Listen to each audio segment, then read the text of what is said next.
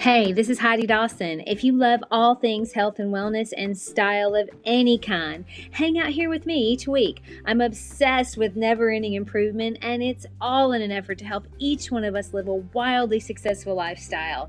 Subscribe today so you don't miss a thing.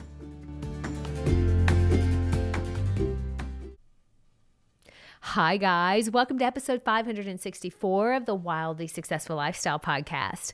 What's going on out there? Have you been living your best life? Have you been taking care of your mindset and your health and fitness and connecting to the people who bring you the most joy? I hope so.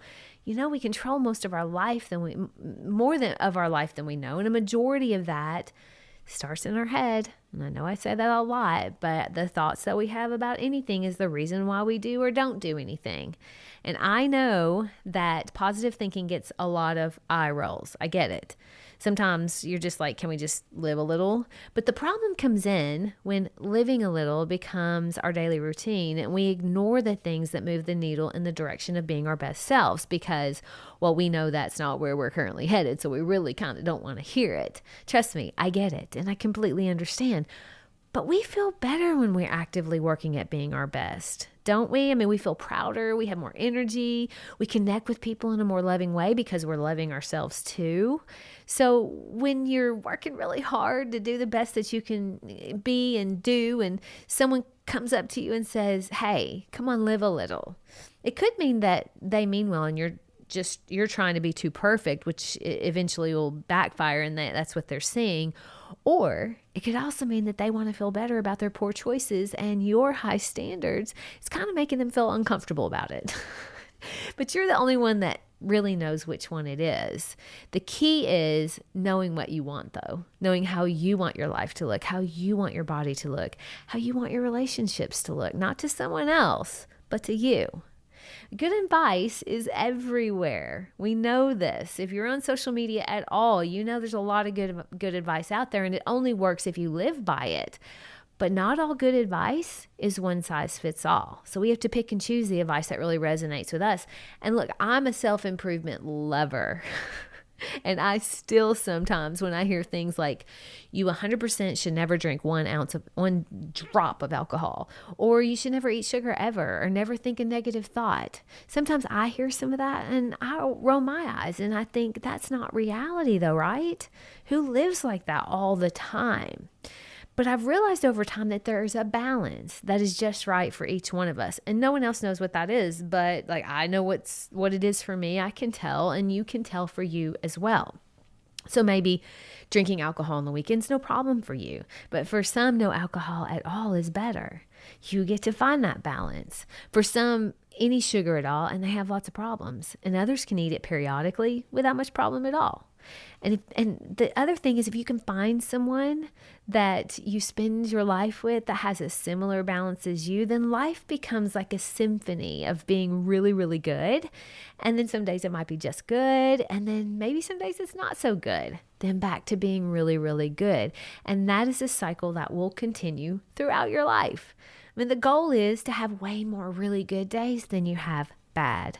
Not to never have bad days, because that's not possible. Even though we think it should be, life is always going to have its ups and downs. That's just how we're built.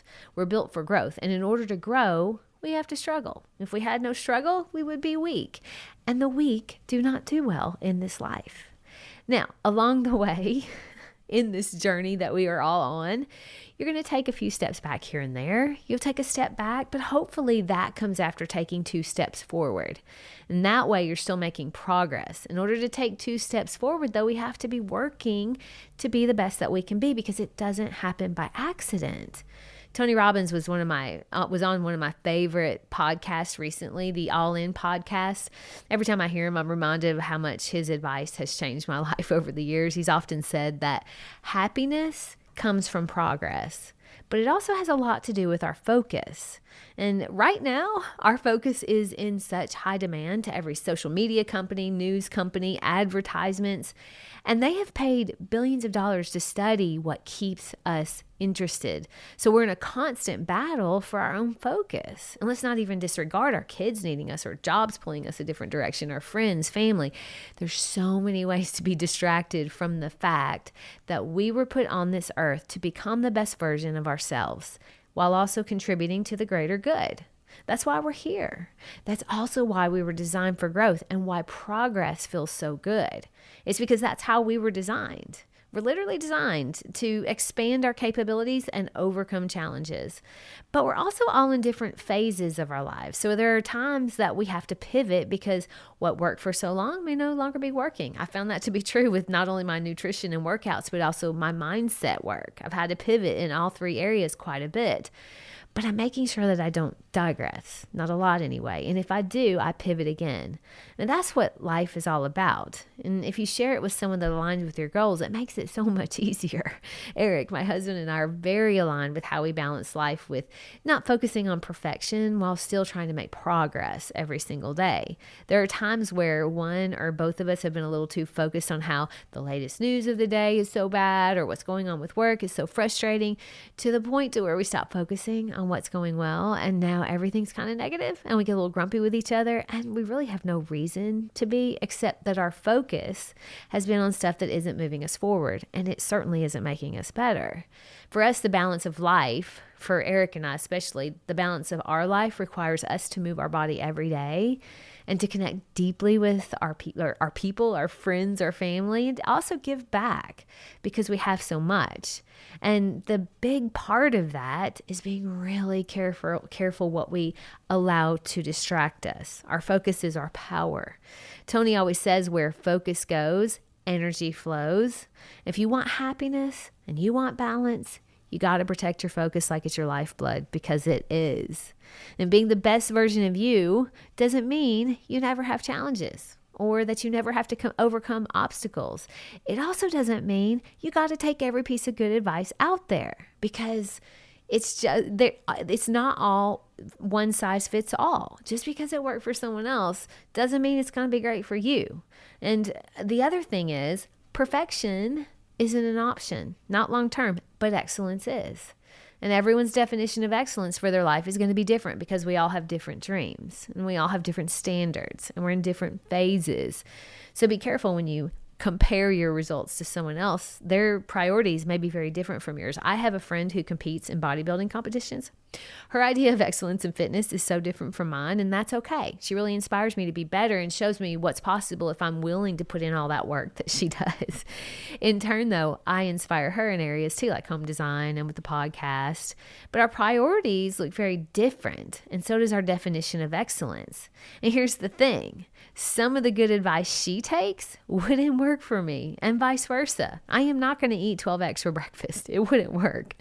I once had a trainer tell me cardio wasn't necessary. I mean, that may have been good advice for her, but for me, that doesn't work either. And I also had a female friend in her early 50s who was taking nutrition advice from a 23-year-old male trainer. He was kind of a new trainer. He wasn't really a nutritionist, but she was eating as much as he ate. And she quickly realized that that was a bad idea, as you can imagine. I mean, he ate a lot.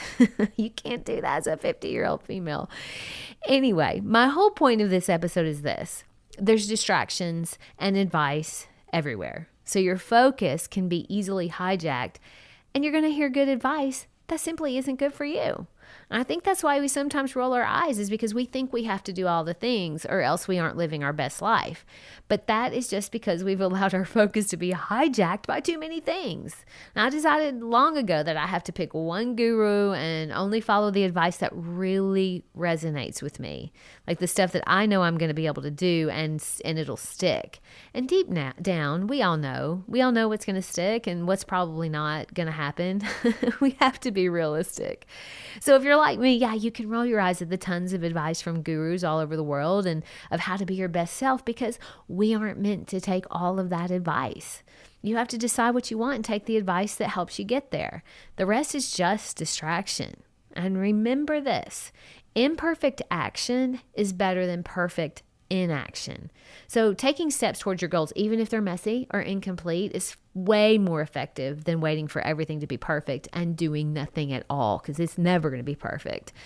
And you have to remember that you are specifically designed, and I am too, to overcome challenges and to grow, even if it's one little step at a time. Progress over perfection. Remember, progress feels so good because we were designed to have it. My challenge to you this week is to guard your focus like your sanity depends on it, because it does. And also, when you hear advice that resonates, take action in some way that feels right to you along that line, but disregard all the other advice as simple distractions. You've heard the saying that a jack of all trades is a master of none. Get focused on what it is you want, and you'll know the right advice because it will resonate. Share this with 3 people who are trying to be their best selves. I love you guys. I'll talk to you in a few days. Don't forget to subscribe and share with your friends, because we're just going to keep going bigger and better places together, and I love that about us. Talk to you in a few days.